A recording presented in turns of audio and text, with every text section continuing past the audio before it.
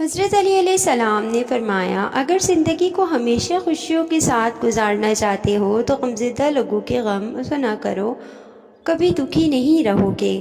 حضرت علی علیہ السلام نے فرمایا، جب دنیا سے تھک جاؤ تو اللہ کی بارگاہ میں سجدہ زیر ہو جایا کرو، کیونکہ دنیا والے تھوڑی سی غلطی پر چھوٹ جاتے ہیں اور اللہ تھوڑی سی عبادت پر تھام لیتا ہے۔ حضرت علی علیہ السلام نے فرمایا، تمہاری نیت کی آزمائش اس وقت ہوتی ہے جب تم کسی ایسے انسان کی مدد کرتے ہو جس سے تمہیں کسی چیز کی لالچ نہ ہو۔ حضرت علی علیہ السلام نے فرمایا، اللہ صرف تمہارے راستوں کو موڑتا ہے، تمہاری دعاؤں کو نہیں۔ وہ تمہیں اپنے طریقے سے تمہاری من پسند منزل تک لاتا ہے۔ حضرت علی علیہ السلام نے فرمایا، جس نے اپنے عمل اور نیت میں خلوص پیدا کیا وہ اپنے مقصد کو پا گیا۔